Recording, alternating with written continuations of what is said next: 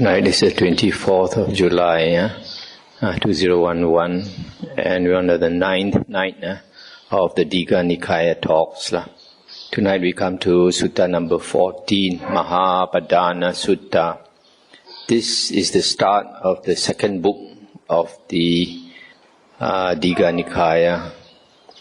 This second book is called the Great Division, Mahavaga. This sutta, Mahapadana Sutta, is about Buddhas, the lineage of the Buddhas. But if we study this sutta, we find that this is probably a later sutta, because there are certain things inside here is a bit hard to accept.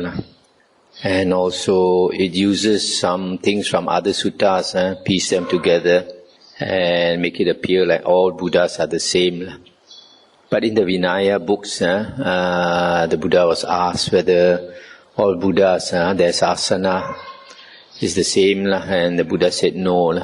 Different Buddhas, the length of their asana, the Buddhist religion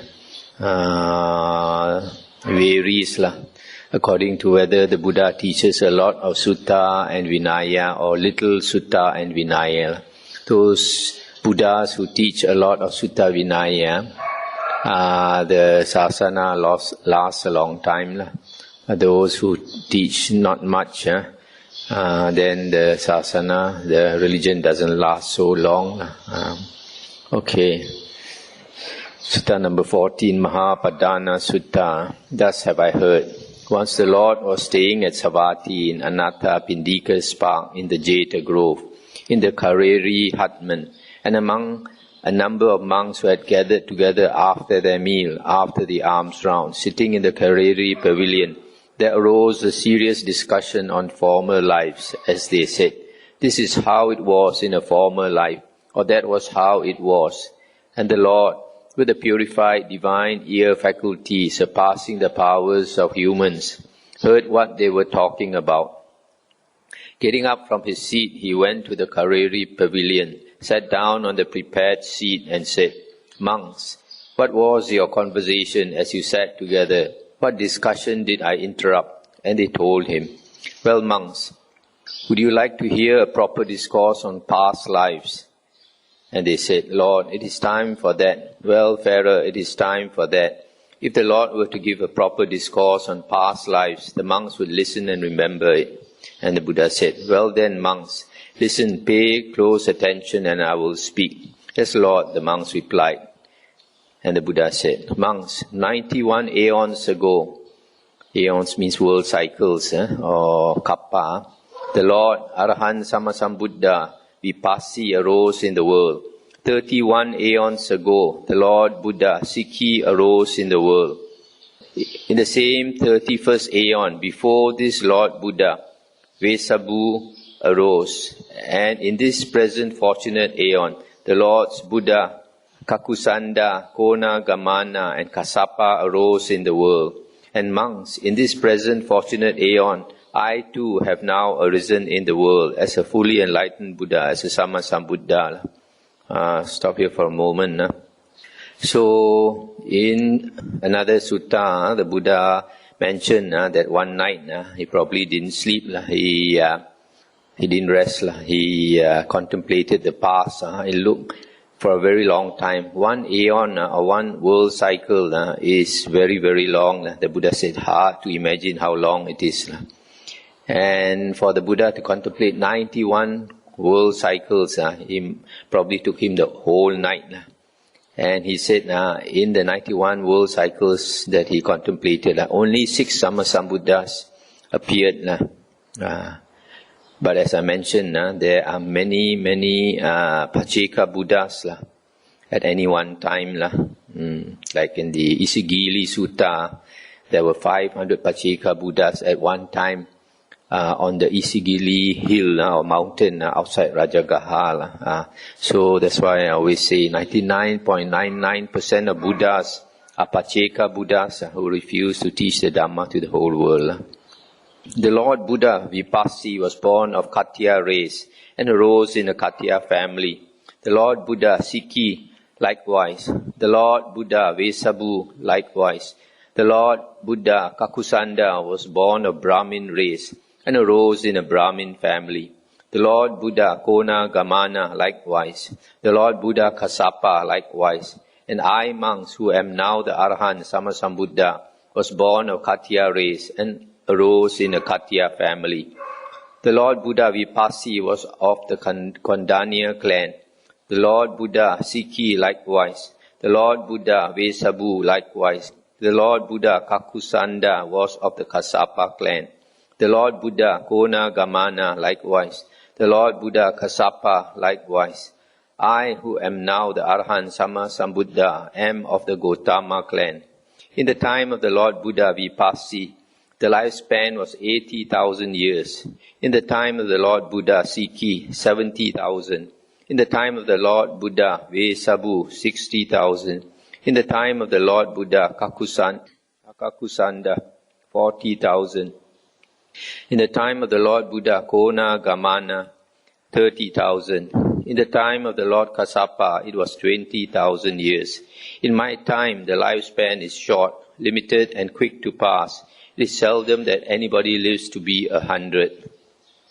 The Lord Buddha Vipassi gained his full enlightenment at the foot of a trumpet flower tree. The Lord Buddha Sikhi under a white mango tree. The Lord Buddha Vesabu under a sal tree. The Lord Buddha Kakusanda under an acacia tree. The Lord Buddha Kona Gamana under a fig tree. The Lord Buddha Kassapa under a banyan tree. And I became fully enlightened at the foot of an asata tree. The Lord Buddha Vipassi had the pair of noble disciples, Kanda and Tissa. The Lord Buddha Sikhi had Abibu and Sambhava. The Lord Buddha Vesabu had Sona and Uttara. The Lord Buddha Kakusanda had Vidura and Sanjiva. The Lord Buddha Kona Gamana had Biosa and Uttara. The Lord Buddha Kassapa had Tissa and Bharadvaja. I myself now have the pair of noble disciples, Sariputta and Moggallana. The Lord Buddha Vipassi had 3 assemblies of disciples, one of 6,800,000, one of 100,000, and one of 80,000 monks. And these 3 assemblies were all Arahants. The Lord Buddha Sikhi had 3 assemblies of disciples, one of 100,000, one of 80,000, and one of 70,000 monks, all Arahants. The Lord Buddha Vesabu had 3 assemblies, one of 80,000, one of 70,000, and one of 60,000 monks, all Arahants. The Lord Buddha Kakusanda had 1 assembly, 40,000 monks, all Arahants. The Lord Buddha Kona Gamana had 1 assembly, 30,000 monks, all Arahants. The Lord Buddha Kassapa had 1 assembly, 20,000 monks, all Arahants. I, monks, have 1 assembly of disciples, 1,250 monks, and this 1 assembly consists only of Arahants. The Lord Buddha Vipassi's personal attendant was the monk Asoka. The Lord Buddha Sikhi's was Kemankara. The Lord Buddha Vesabu's was Upasanaka. The Lord Buddha Kakusanda was Vuddhija. The Lord Buddha Kona Gamanas was Sotija. The Lord Buddha Kassapas was Sabbamita. My chief personal attendant now is Ananda. The Lord Buddha Vipassi's father was King Banduma. His mother was Queen Bandumati. And King Banduma's royal capital was Bandumati. The Lord Buddha Sikhi's father was King Aruna. His mother was Queen Pabhavati. King Aruna's capital was Arunavati. The Lord Buddha Vesabu's father was King Supatita. His mother was Queen Yasavati. King Supatita's capital was Anupama. The Lord Buddha Kakusanda's father was the Brahmin Agidatta. His mother was the Brahmin lady Visakha. The king at that time was called Kema. His capital was Kemavati.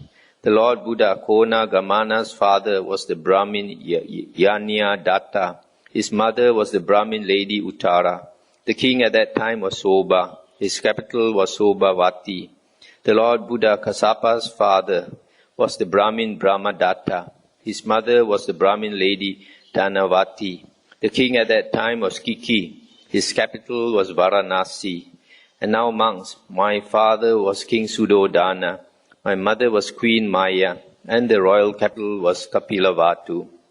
Thus the Lord spoke, and the wayfarer then rose from his seat and went to his lodging. Stop here for a moment. So from here you can see that the facts here are a bit distorted because the Buddha here in this sutta says that my father was King Suddhodana, Raja Suddhodana. His father was actually Raja Suddhodana, but not the king, because the term Raja is used for the royal family. Just like now in Malaysia, we have many Rajas who are not the king or the sultan or sultan. And we know from the Majjhima Nikaya Sutta, what's the name of that sutta?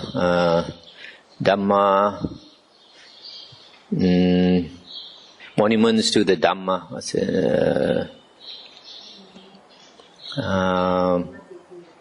Dhammachettiya, I forgot the name. But in that sutta, the Buddha said, it was said that the Buddha was a citizen of Kosala, and the king of Kosala was Pasenadi, and there's only one king in a country. And the Buddha belonged to the Sakyan race, and the king of the Sakyans, the chieftain of the Sakyans, because the Sakyans were not they didn't have a king, their king was this king Pasenadi, but the clan, the chieftain was a man called what's his name? Badia. This Badia, he renounced, became a monk because of his good friend Anuruddha persuaded him. And within a few months of renouncing, he became an Arahant. So it's mentioned in the Vinaya books. So Badia was the chieftain of the Sakyans. So the Buddha's father was not even the chieftain of the Sakyans. He was just one of the many rich warrior clan Rajas.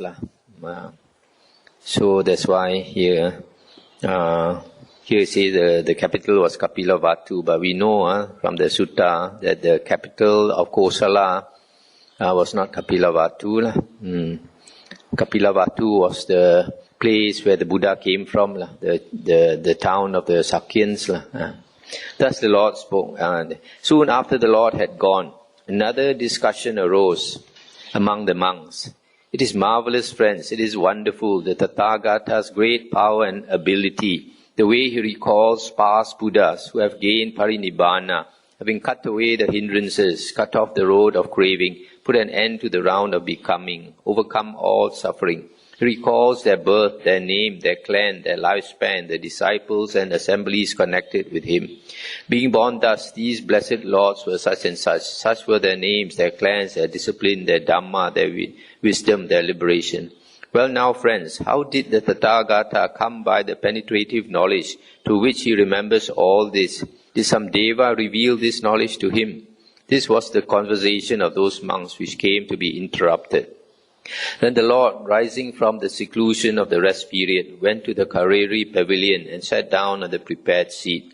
He said, "Monks, what was your conversation as you sat together? What discussion did I interrupt?" And the monks told him. And the Buddha said, "The Tathagata understands these things by his own penetration of the principles of Dhamma, and Devas too have told him. Well, monks, do you wish to hear still more about past lives?" And they said, "Lord, it is time for that. Well, Pharaoh, it is time for that." If the Lord were to give a proper discourse on past lives, the monks would listen and remember it. And the Buddha said, "Well then, monks, listen, pay close attention, and I will speak." "Yes, Lord," the monks replied. And the Buddha said, "Monks, 91 aeons ago, the Lord, Arahant, Sammasambuddha, Vipassi arose in the world. He was born of Katya race and rose in a Katya family. He was of the Kondanya clan. The span of his life was 80,000 years. He gained his full enlightenment at the foot of a trumpet flower tree. He had the pair of noble disciples, Kanda and Tissa, as his chief followers. He had 3 assemblies of disciples, one of 6,800,000, one of 100,000, and one of 80,000 monks, all arahants. His chief personal attendant was the monk Asoka. His father was King Banduma, and his mother was Queen Bandumati. The king's capital was Bandumati. And so monks, the Bodhisattva Vipassi, descended from the Tusita heaven, mindful and clearly aware, into his mother's womb. This, monks, is the rule. It is the rule, monks, that when a Bodhisattva descends from the Tusita heaven into his mother's womb, there appears in this world with its Devas, Maras and Brahmas, its ascetics and Brahmins, princes and people, an immeasurable splendid light, surpassing the glory of the most powerful Devas. And whatever dark spaces lie beyond the world's end, chaotic, blind and black, such that they are not even reached by the mighty rays of sun and moon, are yet illumined by this immeasurable splendid light, surpassing the glory of the most powerful Devas. And those beings that have been reborn there recognize each other by this light and know. Other beings too have been born here, and this 10,000 world system trembles and quakes and is convulsed. And this immeasurable light shines forth. That is the rule. It is the rule that when a Bodhisattva has entered his mother's womb, 4 Devas come to protect him from the 4 quarters, saying, "Let no man, no human being, no thing whatever harm this Bodhisattva or this Bodhisattva's mother." That is the rule. It is the rule that when a Bodhisattva has entered his mother's womb, his mother becomes by nature virtuous, refraining from taking life, from taking what is not given, from sexual misconduct, from lying speech, or from strong drink and sloth-producing drugs. That is the rule. It is the rule that when a Bodhisattva has entered his mother's womb, she has no sensual thoughts connected with a man, and she cannot be overcome by any man with lustful thoughts. That is the rule. It is the rule that when a Bodhisattva has entered his mother's womb, she enjoys the 5-fold pleasures of the senses and takes delight, being endowed and possessed of them. That is the rule. Stop here for a moment. This part is hard to believe. Firstly, that the 10,000 world system trembled and quaked, and immeasurable splendid light surpassing the glory of the most powerful Devas shone. This is because before a Buddha is enlightened, he's like many ordinary beings or many Aryans. When Aryans are born, this doesn't happen because in this world there are still many Aryans. And then the second one, that when the Bodhisattva has entered the mother's womb, 4 Devas come to protect him. This also is a bit hard to believe. And then 1.18, it's alright, the 1.18, 1.19. This 1.19 and 1.20 seem to contradict each other. 19 says that the mother has no sensual thoughts, but 20 says she enjoys the 5-fold pleasures of the senses and takes delight. It's the rule that when a Bodhisattva has entered his mother's womb, she has no sickness of any kind. She is at ease and without fatigue of body, and she can see the Bodhisattva inside her womb, complete with all his members and faculties. Monks, it is as if a gem, a beryl, pure, excellent, well cut into 8 facets, clear, bright, flawless and perfect in every respect, was strung on a blue, yellow, red, white or orange cord, and a man with good eyesight, taking it in his hand, would describe it as such. Thus does the Bodhisattva's mother, with no sickness, see him, complete with all his members and faculties. That is the rule. It is a rule that when the Bodhisattva's mother dies, 7 days after his birth, and is reborn in the Tusita heaven, that is the rule. It is a rule that whereas other women carry the child in their womb for 9 or 10 months before giving birth, it is not so with the Bodhisattva's mother, who carries him for exactly 10 months before giving birth. That is the rule. It is a rule that whereas other women give birth sitting or lying down, it is not so with the Bodhisattva's mother, who gives birth standing up. That is the rule. It is a rule that when the Bodhisattva issues from his mother's womb, Devas welcome him first, and then humans. That is the rule. It is a rule that when the Bodhisattva issues from his mother's womb, he does not touch the earth. 4 devas receive him and place him before his mother, saying, "Rejoice, your majesty, a mighty son has been born to you." That is the rule. It is the rule that when the Bodhisattva issues from his mother's womb, he issues forth stainless, not defiled by water, mucus, blood, or any impurity, pure and spotless. Just as when a jewel is laid on muslin from Kasi, the jewel does not stain the muslin, or the muslin the jewel. Why not? Because of the purity of both. It is the same. In the same way, the Bodhisattva issues forth stainless. That is the rule. It is a rule that when the Bodhisattva issues forth from his mother's womb, 2 streams of water appear from the sky, one cold, the other warm, with which they ritually wash the Bodhisattva and his mother. That is the rule. It is a rule that as soon as he is born, the Bodhisattva takes a firm stance on both feet facing north and takes 7 strides, and under a white sunshade he scans the 4 quarters and then declares with a bull-like voice, "I am chief in the world, supreme in the world, eldest in the world. This is my last birth. There will be no more re-becoming." That is the rule. It is a rule when the Bodhisattva issues from his mother's womb, there appears in this world an immeasurable splendid light, etc. This is the rule. Stop here for a moment. So here another list, which is quite far-fetched. I personally don't accept it. This one, like 1.21, says the mother can see the baby inside her, complete with all the members and faculties. So you must ask, what does she see it with? Hasn't developed the divine eye. On the flesh eye, you can't see through the skin. You see the baby inside. This one, after the Bodhisattva birth, 7 days after the Bodhisattva's birth, the Bodhisattva's mother dies and is reborn in the Tusita. This is supposed to be the case with our Bodhisattva, our Buddha Gautama or Sakyamuni Buddha. But it's doubtful whether this happens for every Buddha. And then it says here the mother gave birth to the Bodhisattva standing up. It's also hard to accept. And also that when he is born, the Devas welcome him first. And then also, so the Devas, when he is born, the Devas hold him so that he does not touch the earth and put him before the mother. This is also hard to accept. And also when he is born, he's stainless, not defiled by water or blood or anything. Also hard to understand. And this one, when he is born, 2 streams of water appear from the sky, one cold and the other warm. This is even harder to accept. This one, in the, I think Dhammapada commentary, the story is there. One of the stories is that the Buddha is supposed to have shown this psychic power that from his body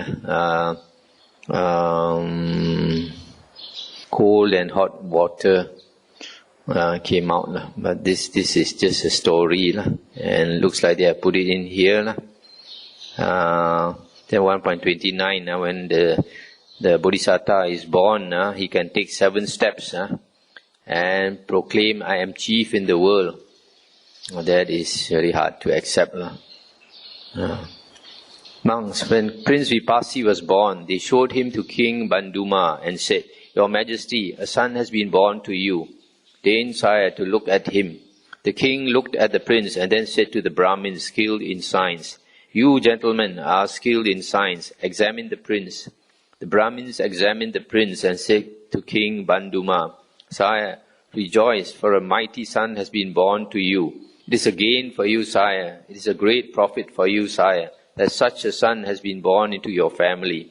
Sire, this prince is endowed with the 32 marks of a great man. To such, only 2 courses are open. If he lives the household life, he will become a ruler, a wheel-turning righteous monarch of the law. conqueror of the four quarters, who has established the security of his realm and is possessed of the 7 treasures. These are the wheel treasure, elephant treasure, horse treasure, jewel treasure, woman treasure, householder treasure, and counselor treasurer. He has more than 1,000 sons who are heroes of heroic stature, conquerors of the hostile army. He dwells, having conquered this sea-girt land without stick or sword, by the law. But if he goes forth from the household life into homelessness, then he will become an Arahant, Sammasambuddha, one who draws back the veil from the world. And what, sire, are the 32 marks? He has 1. He has feet with level tread. 2. On the soles of his feet are wheels with 1,000 spokes. 3. He has projecting heels. 4. He has long fingers and toes. 5. He has soft and tender hands and feet. 6. His hands and feet are net-like. 7. He has high raised ankles. 8. His legs are like an antelope's. 9. Standing and without bending, he can touch and rub his knees with either hand. 10. His male organs are enclosed in a sheath. 11. His complexion is bright, the color of gold. 12. His skin is delicate and so smooth that no dust adheres to it. 13. His body hairs are separate, 1 to each paw. 14. They grow upwards, bluish black, like collyrium, growing in rings to the right. 15. His body is divinely straight. 16. He has the 7 convex surfaces. 17. The front part of his body is like a lion's. 18. There is no hollow between his shoulders. 19. He is proportioned like a banyan tree. His height is as the span of his arms. 20. His bust is evenly rounded. 21. He has a perfect sense of taste. 22. He has jaws like a lion's. 23. He has 40 teeth. 24. His teeth are even. 25. There are no spaces between his teeth. 26. His canine teeth are very bright. 27. His tongue is very long. 28. He has a Brahma-like voice, like that of the Karavika bird. 29. His eyes are deep blue. 30. He has eyelashes like a cow's. 31. The hair between his eyebrows is white and soft, like cotton down. 32. His head is like a royal turban. Sire, this prince is endowed with the 32 marks of a great man. To such, only 2 courses are open. If he lives the household life, he will become a ruler, a wheel-turning righteous monarch of the law. But if he goes forth from the household life into homelessness, then he will become an Arahant, Sammasambuddha, one who draws back the veil from the world. Then King Banduma, having clothed these Brahmins in fresh clothes, satisfied all their wishes. And King Banduma appointed nurses for Prince Vipassi. Some suckled him, some bathed him, some carried him, some dandled him. A white umbrella was held over him night and day, that he might not be harmed by cold or heat or grass or dust. And Prince Vipassi was much beloved of the people. Just as everybody loves a blue, yellow or white lotus, so they all loved Prince Vipassi. Thus he was born from lap to lap. And Prince Vipassi had a sweet voice, a beautiful voice, charming and delightful. Just as in the Himalaya mountains, the Karavika bird has a voice sweeter, more beautiful, charming and delightful than all other birds, so too was Prince Vipassi's voice the finest of all. And owing to the results of past karma, the divine eye was present to Prince Vipassi, with which he could see for a league or yojana, day and night alike. And Prince Vipassi was unblinkingly watchful, like the 33 gods. And because it was said that he was unblinkingly watchful, the prince came to be called Vipassi. When King Banduma was trying a case, he took Prince Vipassi on his knee and instructed him in the case. Then putting him down from his knee, his father would carefully explain the issues to him. And for this reason he was all the more called Vipassi. Then King Banduma caused 3 palaces to be built for Prince Vipassi, one for the rainy season, one for the cold season, and one for the hot season, to cater for all the 5-fold sense pleasures. There Prince Vipassi stayed in the rainy season palace for the 4 months of the rainy season. With no male attendants, surrounded by female musicians, he never left that palace. Stop here for a moment. So here he describes 32 characteristics of a great man, 32 marks of a great man. This comes from the Indian tradition, the Brahmin tradition. Then monks, after many years, many hundreds and thousands of years had passed, Prince Vipassi said to his charioteer, "Harness some fine carriages, charioteer. We will go to the pleasure park to inspect it." The charioteer did so, then reported to the prince, "Your Royal Highness, the fine carriages are harnessed. It is time to do as you wish." And Prince Vipassi mounted a carriage and drove in procession to the pleasure park. And as was being driven to the pleasure park, Prince Vipassi saw an aged man, bent like a roof beam, broken, leaning on a stick, tottering, sick, his youth all vanished. At the sight he said to the charioteer, "Charioteer, what is the matter with this man? His hair is not like other men's. His body is not like other men's." And the charioteer said, "Prince, that is what is called an old man." And the prince said, "But why is he called an old man?" And the charioteer said, "He is called old, Prince, because he has not long to live." Then the prince said, "But am I liable to become old and not exempt from old age?" And the charioteer said, "Both you and I, Prince, are liable to become old and are not exempt from old age." Then the prince said, "Well then, charioteer, that will do for today with the pleasure park. Return now to the palace." "Very good, Prince," said the charioteer, and brought Prince Vipassi back to the palace. Arrived there, Prince Vipassi was overcome with grief and dejection, crying, "Shame on this thing birth, since to him who is born, old age must manifest itself." Then King Banduma sent for the charioteer and said, "Well, did not the prince enjoy himself at the pleasure park? Wasn't he happy there?" And the charioteer said, "Your Majesty, the prince did not enjoy himself. He was not happy there." And the king said, "What did he see on the way there?" So the charioteer told the king all that had happened.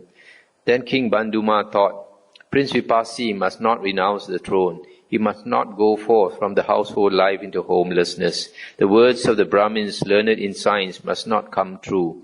So the king provided for Prince Vipassi to have even more enjoyment of the fivefold sense pleasures, in order that he should rule the kingdom and not go forth from the household life into homelessness. Thus the prince continued to live, indulging in and addicted to the fivefold sense pleasures. After many hundreds of thousands of years, Prince Vipassi ordered his charioteer to drive to the pleasure park. And as was being driven to the pleasure park, Prince Vipassi saw a sick man, suffering, very ill, fallen in his own urine and excrement, and some people were picking him up and others putting him to bed. At the sight he said to the charioteer, "What's the matter with this man? His eyes are not like other men's. His head is not like other men's." And the charioteer said, "Prince, that is what is called a sick man." "But why is he called a sick man?" "Prince, he is so called because he can hardly recover from his illness." And the prince said, "But am I liable to become sick and not exempt from sickness?" And the charioteer said, "Both you and I, Prince, are liable to become sick and not exempt from sickness." And the prince said, "Well then, charioteer, return now to the palace." Arrived there, Prince Vipassi was overcome with grief and dejection, crying, "Shame on this thing birth, since he who is born must experience sickness." Then King Banduma sent for the charioteer and told him what had happened. The king provided Prince Vipassi with even more sense pleasures in order that he should rule the kingdom and not go forth from the household life into homelessness. After many hundreds of thousands of years, Prince Vipassi ordered his charioteer to drive to the pleasure park. And as he was being driven to the pleasure park, Prince Vipassi saw a large crowd collecting, clad in many colors and carrying a bier. At the sight he said to the charioteer, Why are those people doing that?" And the charioteer said, "Prince, that is what they call a dead man. Drive me over to where the dead man is." "Very good, Prince," said the charioteer, and did so. And Prince Vipassi gazed at the corpse of the dead man. Then he said to the charioteer, "Why is he called a dead man?" "Prince, he is called a dead man because now his parents and other relatives will not see him again, nor he them." "But am I subject to dying, not exempt from dying?"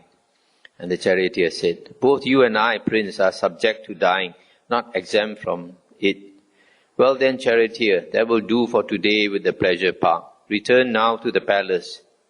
Arrived there, Prince Vipassi was overcome with grief and dejection, crying, "Shame on this thing birth, since to him who is born, death must manifest itself." Then King Banduma sent for the charioteer, who told him what had happened.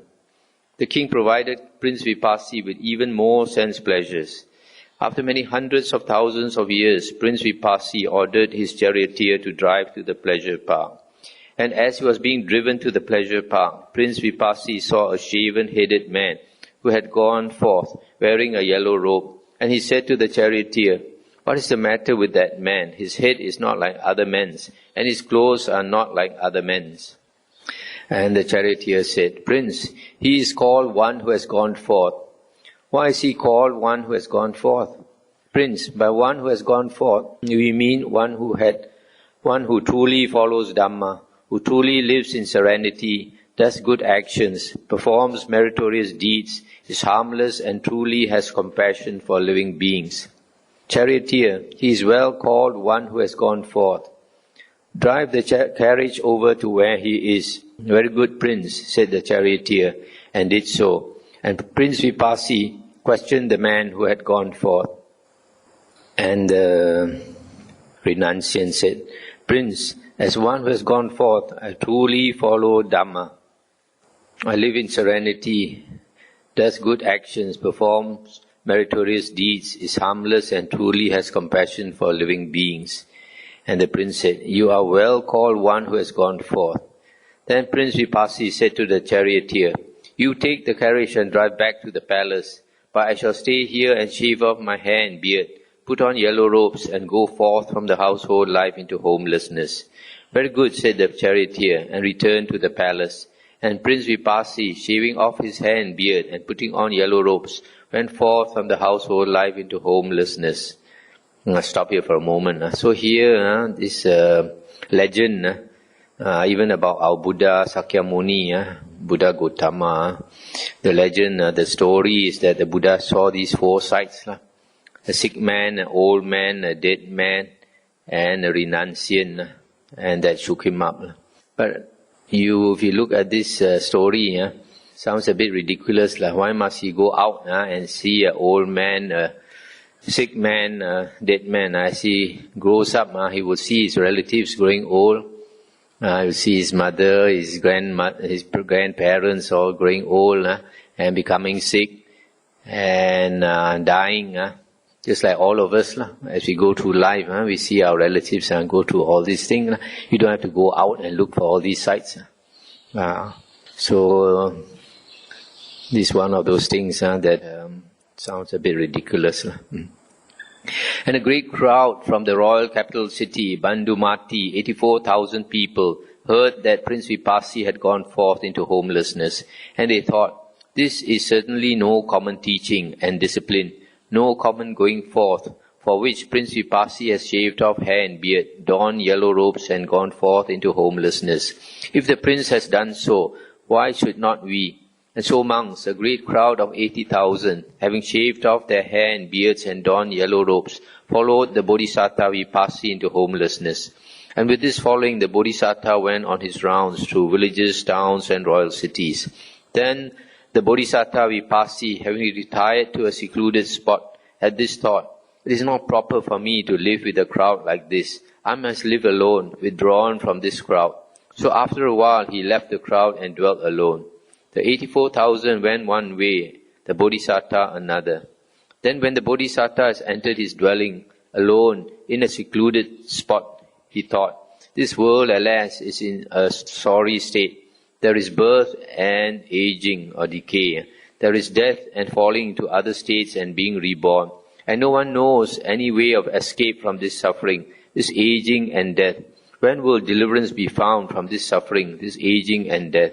And then monks, the Bodhisattva thought, with what being present does aging and death occur? What conditions aging and death? And then monks, as a result of the wisdom born of profound consideration, the realization dawned on him. Birth being present, aging and death occurs. Birth conditions aging and death. Then he thought, what conditions birth? And the realization dawned on him. Being or becoming conditions birth. What conditions being? Clinging or attachment conditions being. Craving conditions clinging or attachment. Feeling conditions craving. Contact conditions feeling. The six sense bases condition contact. Mentality and materiality conditions the six sense bases. Consciousness conditions mentality and materiality. And then the Bodhisattva thought, the Bodhisattva Vipassana thought, with what being present does consciousness occur? What conditions consciousness? And then as a result of the wisdom born of profound consideration, the realization dawned on him. Mind and body, or mentality and materiality, conditions consciousness. Then monks, the Bodhisattva Vipassana thought, this consciousness turns back at mentality and materiality. It does not go any further. To this extent, there is birth and decay. There is death and falling into other states and being reborn. Namely, mentality and materiality conditions consciousness. Consciousness conditions mentality and materiality. Mentality and materiality conditions the six sense bases. The six sense bases conditions contact. Contact conditions feeling. Feeling conditions craving. Craving conditions clinging. Clinging conditions being. Being conditions birth. Birth conditions aging and death. Sorrow, lamentation, pain, grief and distress. And thus this whole mass of suffering takes its origin. And at the thought, origin, there arose in the Bodhisattva Vipassana with insight into things never realized before, knowledge, wisdom, awareness and light. Then he thought, what now, being absent, does aging and death not occur? With the cessation of what comes the cessation of aging and death? Then as a result of the wisdom born of profound consideration, the realization dawned on him. Birth being absent, aging and death does not occur. With the cessation of birth comes the cessation of aging and death. With the cessation of what comes the cessation of birth? With the cessation of being comes the cessation of birth. With the cessation of clinging comes the cessation of being. With the cessation of craving comes the cessation of clinging. With the cessation of feeling comes the cessation of craving. With the cessation of contact comes the cessation of feeling. With the cessation of the six sense bases comes the cessation of contact. With the cessation of mentality and materiality comes the cessation of the six sense bases. With the cessation of consciousness comes the cessation of mentality and materiality. With the cessation of mentality and materiality comes the cessation of consciousness. Stop here for a moment. So here is the dependent origination of suffering. But here we find there are only 10 links. Only 10 links instead of the usual 12. And according to the commentary, it says here, only one lifetime is meant. If only one time is meant, then even with the 12 links, also one lifetime can be meant. Then the Bodhisattva Vipassana thought, I have found the Vipassana way to enlightenment, namely by the cessation of body and consciousness. The cessation of mentality and materiality, consciousness ceases. By the cessation of consciousness, mentality and materiality ceases. Stop here for a moment. So here it says, I found the Vipassana way. This also shows that this is probably a later addition, because later monks, they always like to talk about the Vipassana way. By the cessation of the six sense bases, contact ceases. By the cessation of contact, feeling ceases. By the cessation of feeling, craving ceases. By the cessation of craving, clinging ceases. By the cessation of clinging, being ceases. By the cessation of being, birth ceases. By the cessation of birth, aging and death, sorrow, lamentation, pain, grief and distress cease. And thus this whole mass of suffering ceases. And at the thought, cessation, there arose in the Bodhisattva Vipassana with insight into things never realized before, knowledge, vision, awareness and light. Then monks, at another time the Bodhisattva Vipassana dwelt, contemplating the rise and fall of the five aggregates of clinging. Such is body, such is arising, such is passing away. Such is feeling, such is perception, such is volition, such is consciousness, such their arising, such their passing away. And as he remained contemplating the rise and fall of the five aggregates of clinging, before long his mind was freed from the asavas without remainder. I'll stop here for a moment. So here he's saying that by contemplating the five aggregates of attachment, this bodhisattva vipassy attained enlightenment, which is the destruction of the asavas. Then monks, the Blessed Lord, Arahant Sammasambuddha Vipassy, thought, suppose now I were to teach Dhamma. And then he thought, I have attained to this Dhamma which is profound, hard to see, hard to grasp, peaceful, excellent, beyond reasoning, subtle, to be apprehended by the wise. But this generation delights in clinging, rejoices in it, and revels in it. But for those who so delight, rejoice, and revel in clinging, this matter is hard to see, namely the conditioned nature of things, or dependent origination. Equally hard to see would be the calming of all the volitions, the abandonment of all the substrates of rebirth, the waning of craving, dispassion, cessation, nibbana. And if I were to teach Dhamma to others and they did not understand me, that would be a weariness and a trouble to me. And to the Lord Buddha Vipassy, there occurred spontaneously this verse, never previously heard. This that I have attained, why should I proclaim? Those full of lust and hate can never grasp it. Leading upstream this Dhamma, subtle, deep, hard to see, no passion-blinded folk can see it. And as the Lord Buddha Vipassy pondered thus, his mind was inclined to inaction rather than to teaching the Dhamma. And monks, the Lord Buddha Vipassy's reasoning became mentally known to a certain great Brahma. And he thought, alas, the world is perishing, it will be destroyed because the mind of Vipassy, the Blessed Lord, Arahant Sammasambuddha, is inclined to inaction rather than to teaching the Dhamma.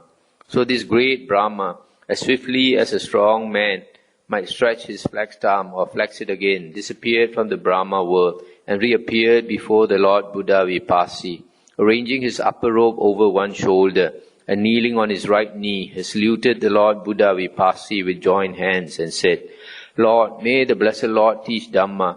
May the welfarer teach Dhamma. There are beings with little dust in their eyes who are perishing through not hearing Dhamma. They will become knowers of Dhamma. Then the Lord Buddha Vipassy explained why he inclined to inaction rather than to teaching the Dhamma. And the great Brahma appealed the second and the third time to the Lord Buddha Vipassy to teach. Then the Lord Buddha Vipassy, recognizing Brahma's appeal and moved by compassion for beings, surveyed the world with his Buddha eye. And he saw beings with little dust in their eyes and with much dust, with faculties sharp and dull, of good and bad disposition, easy and hard to teach, and few of them living in fear of transgression and of the world, of the next world.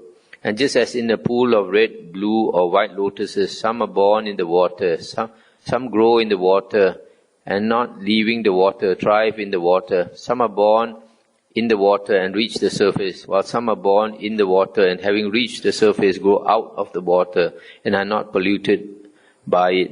In the same way, monks, the Lord Buddha Vipassy, surveying the world with his Buddha eye, saw some beings with little dust in their eyes, etc. Then, knowing his thought, the great Brahma addressed the Lord Buddha Vipassy in these verses. As on a mountain peak, a watcher sees the folk below, so man of wisdom, seeing all, look down from Dhamma's heights. Free from woe, look on those who are sunk in grief, oppressed with birth and age. Arise, hero, victor in battle, leader of the caravan. Traverse the world, teach, O Lord, the Dhamma, and they will understand. And the Lord Buddha Vipassy replied to the great Brahma in verse, Open to them are the doors of the deathless. Let those that hear now put forth faith. For fear of trouble I did not preach at first the excellent Dhamma for men, Brahma. Then that great Brahma, thinking have been the cause of the Lord Buddha Vipassy's preaching Dhamma, made obeisance to the Lord Buddha, and passing by to his right, vanished there and then. Stop here for a moment. So this part about how the Buddha Vipassi decided not to teach, and then later the Mahabrahma came to appeal to him and he taught. This is just quite the same as what happened to our Buddha Gautama. So it looks like they just copied the whole thing from the suttas and the Vinaya concerning the Buddha Gautama for the Buddha Vipassi. Then the Lord Buddha Vipassi thought, to whom should I first teach this Dhamma? Who would understand it quickly? Then he thought, there are Kanda, the king's son, and Tissa, the chaplain's son, living in the capital city of Bandumati. They are wise, learned, experienced, and for a long time have had little dust in their eyes. If now I teach Dhamma first to Kanda and Tissa, they will understand it quickly. And so the Lord Buddha Vipassi, as swiftly as a strong man might stretch out his flexed arm, or flex it again, vanished there and then from the root of that tree of enlightenment, and reappeared in the royal capital of Bandumati, in the deer park of Kema. And the Lord Buddha Vipassi said to the park keeper, Keeper, go to Bandumati and say to Prince Kanda and the chaplain's son Tissa, My lords, Vipassi, the blessed Lord, Arahant Sammasambuddha, has come to Bandumati and is staying in the deer park of Kema. He wishes to see you. Very good Lord, said the park keeper, and went and delivered the message. Then Kanda and Tissa, having harnessed some fine carriages, drove out of Bandumati, making for the deer park of Kema. They took the carriages as far as they could go, then alighted and continued on foot till they came to the Lord Buddha Vipassi. When they reached him, they made obeisance to him and sat down to one side. And the Lord Buddha Vipassi delivered to them a graduated discourse on generosity, on morality, on heaven, showing the danger, degradation and corruption of sense desires, and the profit of renunciation. And when the Lord Buddha Vipassi knew that the minds of Kanda and Tissa were ready, pliable, free from the hindrances, joyful and calm, then he preached the Buddha's special sermon in brief, on suffering, its origin, its cessation and the path. And just as a clean cloth from which all stains have been removed receives the dye perfectly, so in Prince Kanda and Tissa, the chaplain's son, as they sat there arose a pure and spotless Dhamma eye, and they knew whatever things have an origin must come to cessation. And they, having seen, attained, experienced and penetrated the Dhamma, having passed beyond doubt, having gained perfect confidence in the teacher's doctrine without relying on others, said, Excellent Lord, excellent. It is as if someone were to set up what had been knocked down, or to point out the way to one who had got lost, or to bring an oil lamp into a dark place, so that those with eyes could see what was there. Just so the Blessed Lord has expounded the Dhamma in various ways.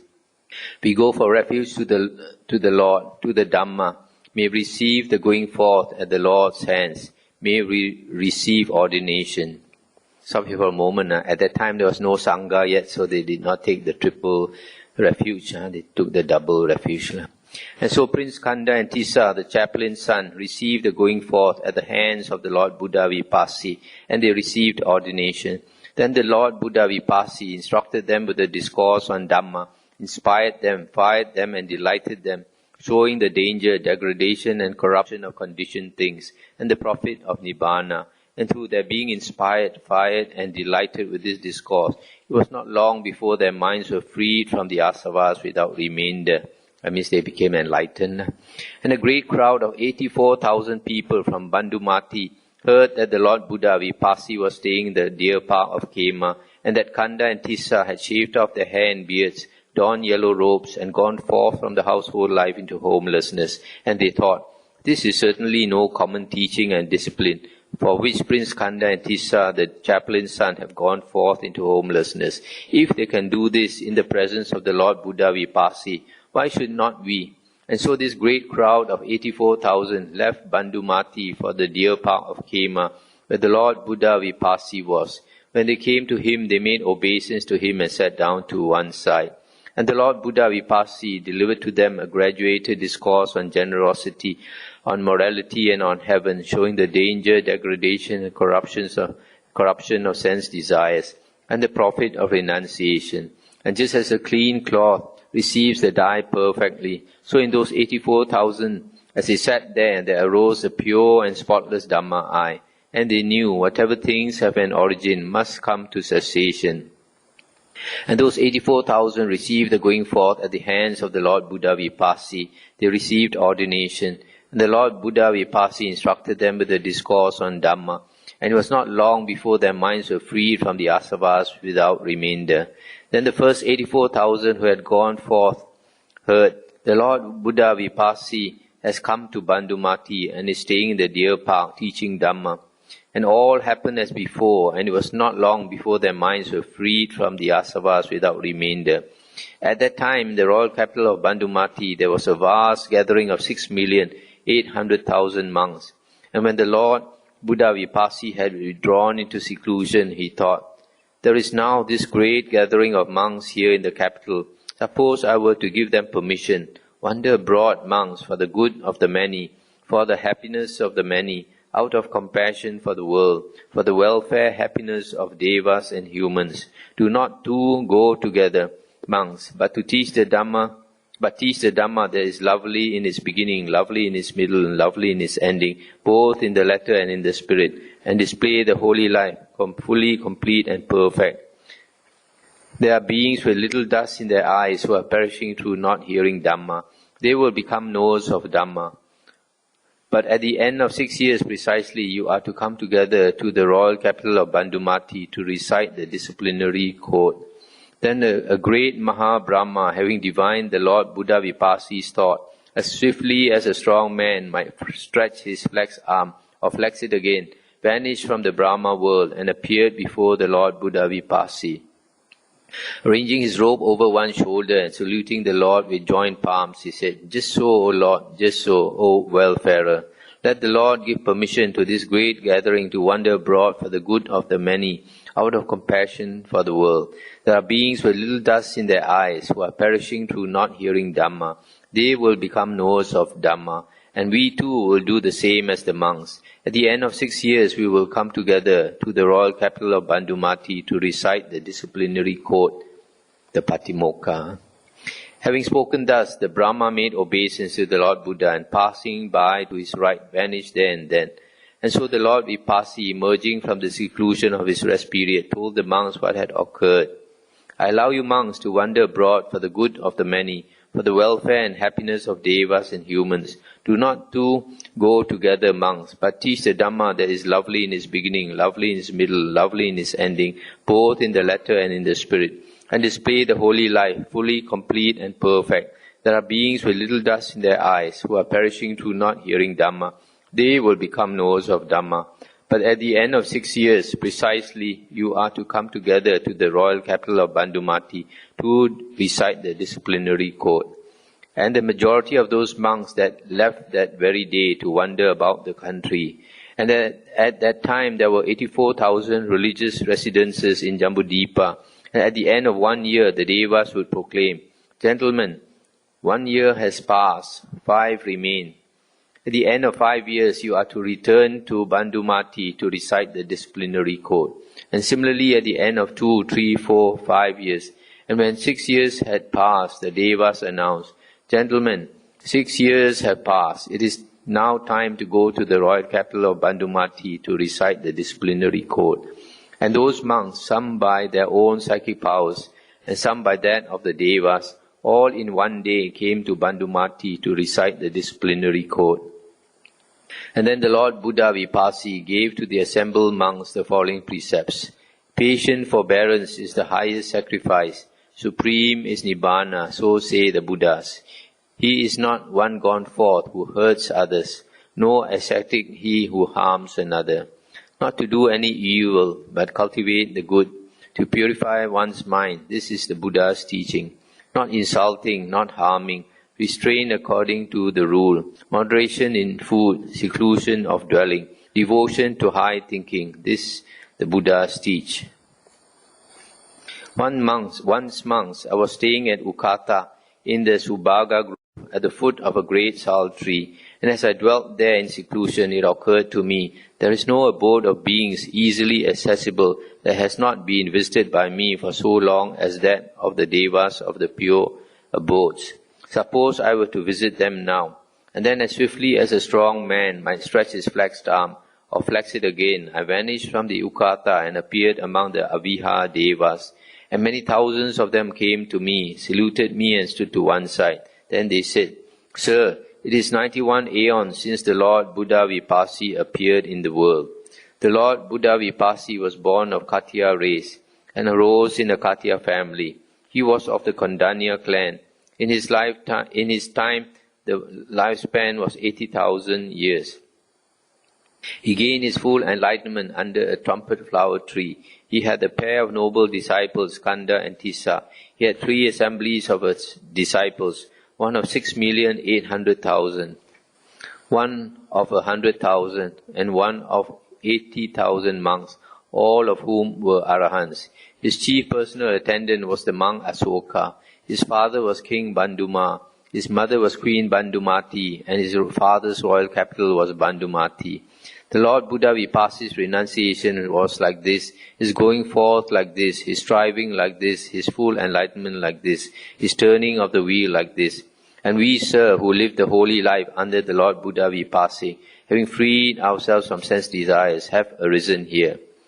In the same way, many thousands of devas came, referring similarly to Sikhi and other Buddhas, as in verse 1.12.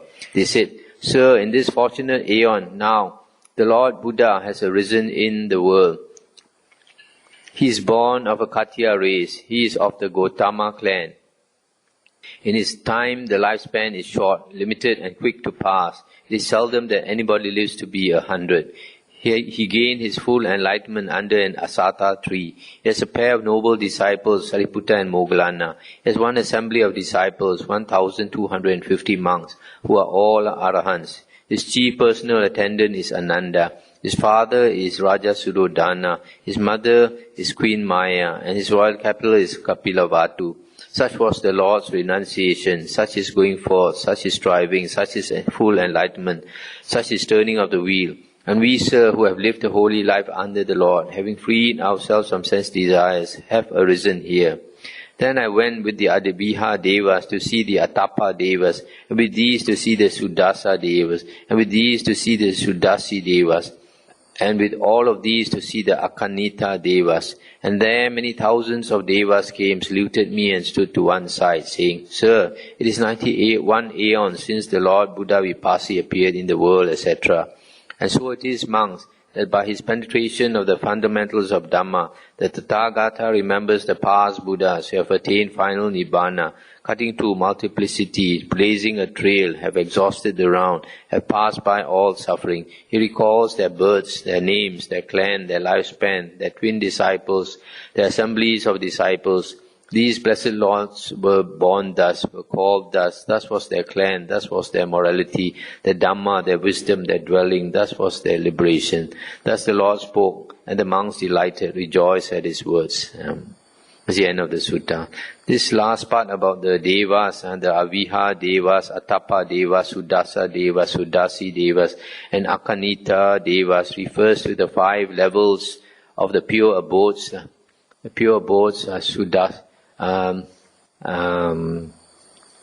Suddhavasa heavens. The Suddhavasa heavens are the pure abodes.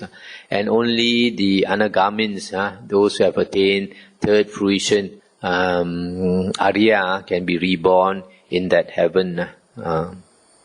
So this sutta, as I mentioned, is not an important sutta. It's one of those suttas that try to praise the Buddhas. Every religion you find that they tend to praise the founder of the religion, and they very often go overboard. Just like in the Christian religion, they say that Jesus' mother was a virgin who gave birth to Jesus. So in the early Mahayana books also you find, they also say that the Buddha's mother was a virgin. So here also the other things are all a bit airy-fairy, as they say. How do you say in Chinese? What's the term in Chinese? more, they're higher than normal. No. No. What's the term? Yeah. Something to do with Pula, Putong, Putong, more than, higher than Pu. What do you call that?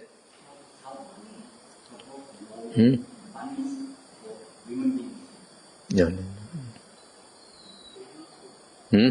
Li Pu. Li Po. Li Po. Li Pu. Yeah. Anything to discuss?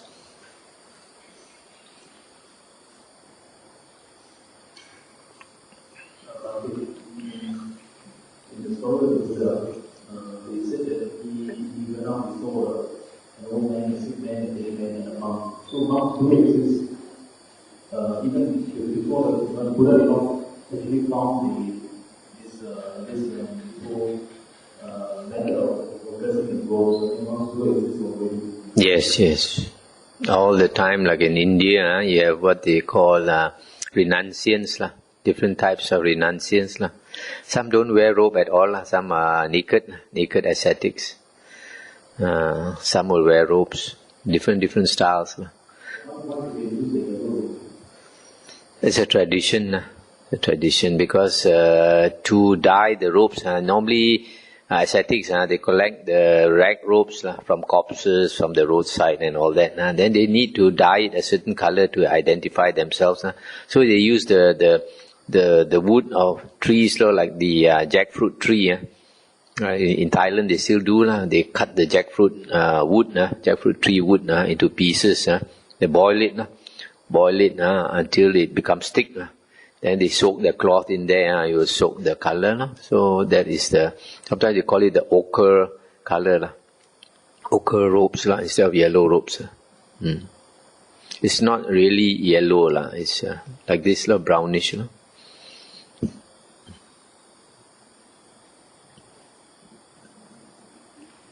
Okay.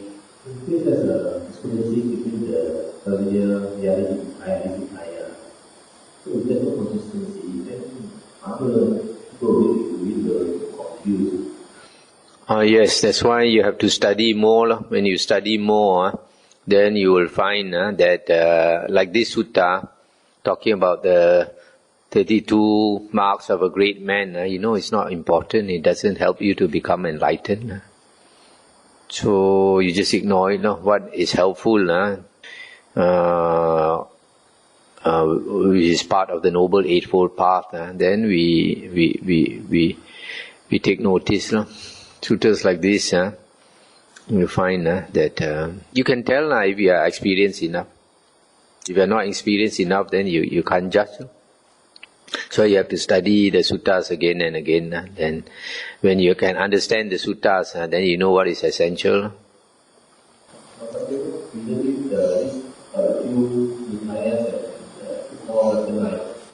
Yes, even though it's recognized because it's passed through different hands for thousands of years, 2,500. So like this, is the percentage of it is very low. Yeah, but the thing is, explaining the Buddha's background, I think some few methods and the difference between the king and the ordinary person. So, I don't get your point. So if let's say he's enjoying the life of a prince and he goes into this life, it's a bit different from a lay person, but it's a rich man's son.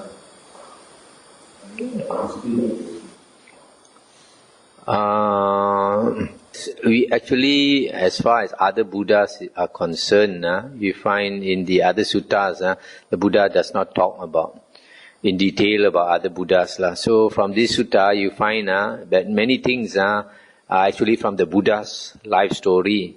So they have taken it from there and put inside here.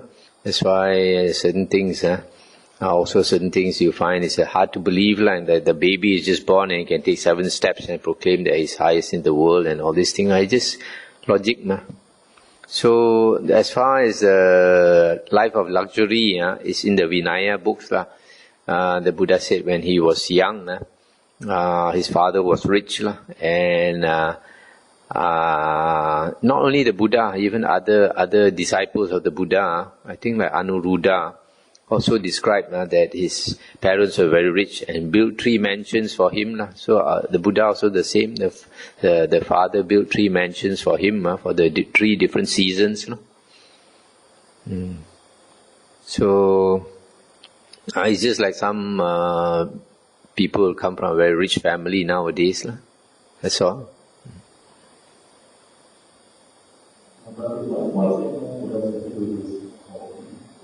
Because you don't need it. During the Buddha's time, were there any Buddha statues? No Buddha statues. And Buddha statues appeared in India starting in Gandhara 500 years after the Buddha's passing away. And the Buddha foretold that his true Dhamma will last for 500 years, meaning it is unpolluted for 500 years. And after 500 years, you find the Mahayana books appeared, and also the Hinayana books like Abhidhamma and commentaries and later books like Visuddhimagga and all these things. So because of wrong view that people, instead of the Buddha's teaching is that we must strive ourselves. You can't pray to somebody for help. So the purpose of Buddha statues is for you to pray for help. So we don't pray for help, so why should we need Buddha statues? To pray to Buddha statues shows wrong view.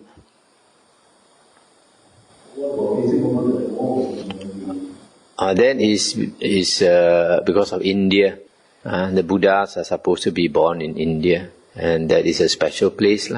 So we face that direction.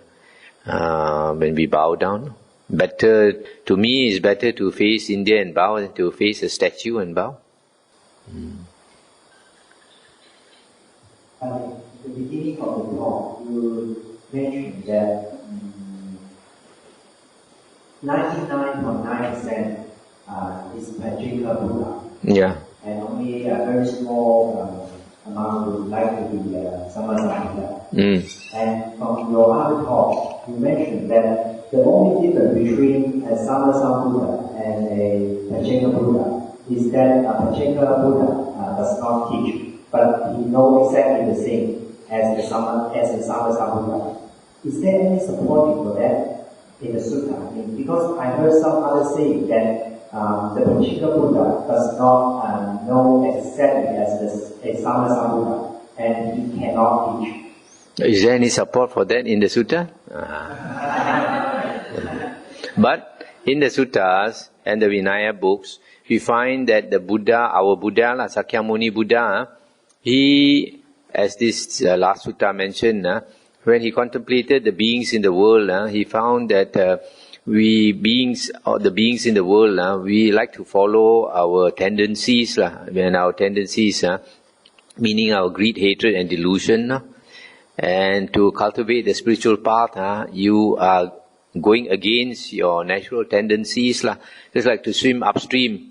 To swim upstream the river is extremely difficult. To follow the stream and flow along the river and go downstream is very easy. So most beings, we want to choose the easy path. We just follow our tendencies and let the stream of life carry us. We don't know where we are going, we just keep going. But the spiritual path is to swim upstream, to go to the source. And that is very difficult. So even our Buddha, Sakyamuni, in the Vinaya books, it is mentioned that he determined not to teach.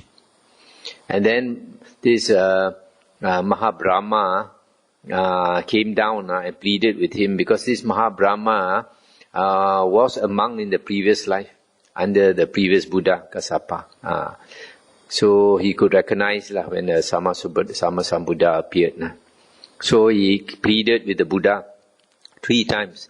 Then the Buddha contemplated again, and then decided to teach. That shows if the Buddha did not teach, he would have become a Pacheka Buddha. So he's the same person whether he teaches or he doesn't teach. Just that one moment he decides not to teach, another moment he decides to teach. So isn't it the same?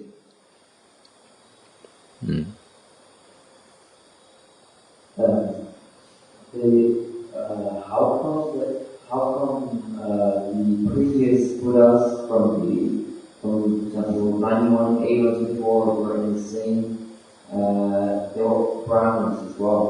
How come? No, according to the sutta we just read, some of them were from the Khattiya clan, the warrior caste, and some of them were from the Brahmin caste.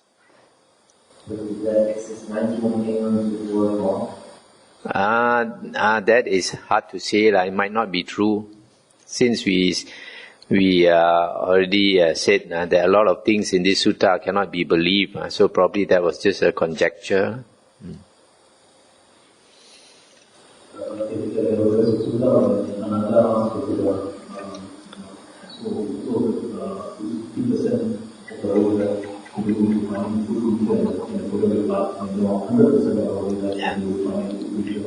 If the Buddha knows this fact, then one is either 3 times by this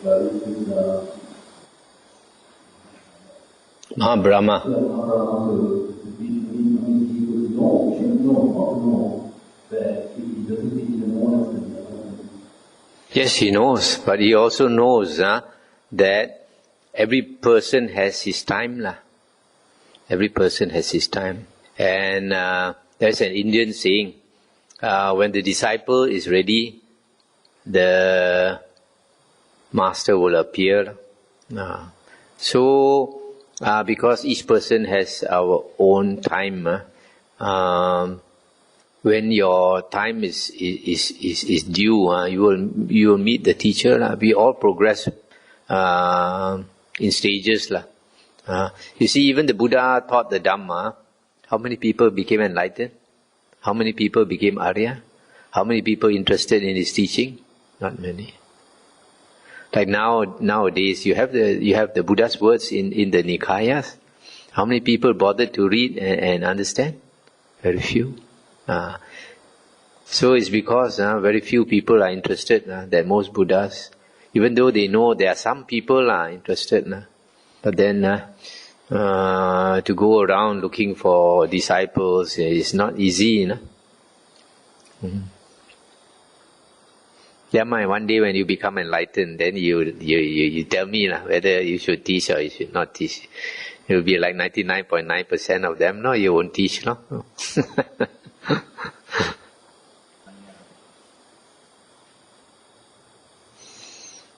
In the Digha Nikaya, they mentioned that the Buddha, when he get old and he wants to contemplate, then he will get old again. So he not really contradict the Digha Nikaya. Say again. In the Buddha Nikaya, the Buddha mentioned that when he was young and he an old person, he not contemplate that one day he was going to become old and he not shape of old person. Yes. I mentioned that it's ridiculous that he has to go out to see an old man, to see a sick man and all that. You don't have to go anywhere, you can see it in your own family. Because in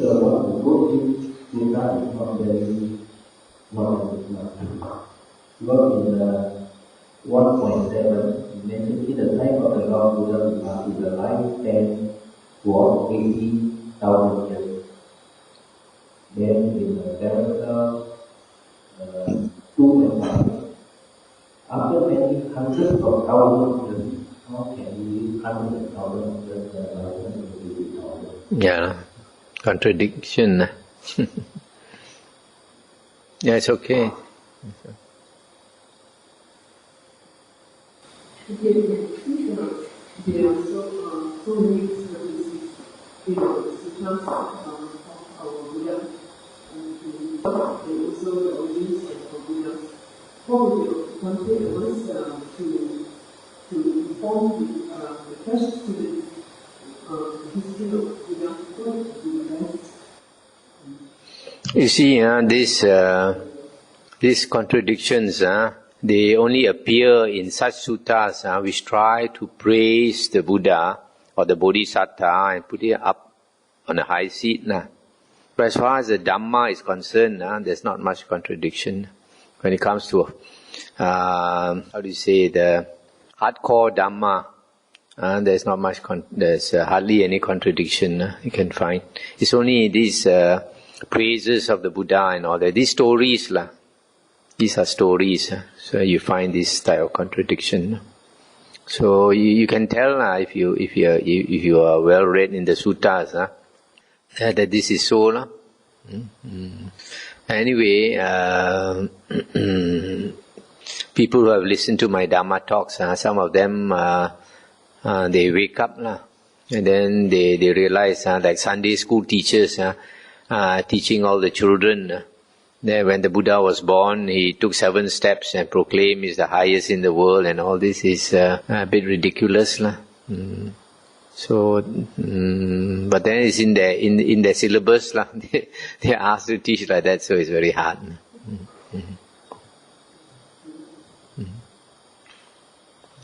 So you find that the people who draft all these syllabus for the children and all that, they are not knowledgeable about the suttas. The book written down 5 years after Buddha said. And Buddha said that 500 years after his death, they will be concluded. So how much concluded are they? How much concluded are they? As I just mentioned just now, the pollution is mainly in the stories. As far as the Dhamma is concerned, there is not much pollution, except in the later books like Abhidhamma, commentaries. You find in the later books like we know that the Abhidhamma and the commentaries are later, because if you look at this period, the 500 years after the Buddha's passing away, we find within this 500 years you have this King Asoka in India. And King Asoka, he was a great supporter of the Dhamma. So he wanted people to know the Buddha's words. So he made these stone pillars. Like every kilometer by the roadside, he'll have these stone pillars. And he got these workmen to carve on the pillars the words of the Buddha. And it's mentioned now that they have dug up these pillars in India. It is mentioned that during Emperor Asoka's time, there were 5 Nikayas. Digha Nikaya, Majjhima Nikaya, Sangyutta Nikaya, Anguttara Nikaya, and the Khuddaka Nikaya. Khuddaka means the minor collection or the small collection. So during the Emperor Asoka's time, it was a small collection. But from Emperor Asoka's time until now, they have added books to it. So it has become a major collection. In this Khuddaka Nikaya, we find 6 books do not contradict the earlier Nikaya. So we accept 6 books as reliable, but not the other books in the Khuddaka Nikaya. This Japanese scholar, Professor Akira Hirakawa, he has done a lot of research, and he says that our Pali Suttas, among all the suttas, our Pali Suttas are the most pure from the Emperor Asoka's time until now. It's the most pure. And then if you study the suttas, then you find that there are some little pollutions like this sutta. All those that they have stories, you don't bother about. Things like the 32 marks of a great man. Not important at all. Doesn't help us to become enlightened. So we don't have to believe whether it's true or not. Even if it's true, also we don't bother to remember it because it doesn't help us on the spiritual path. Shall we end here?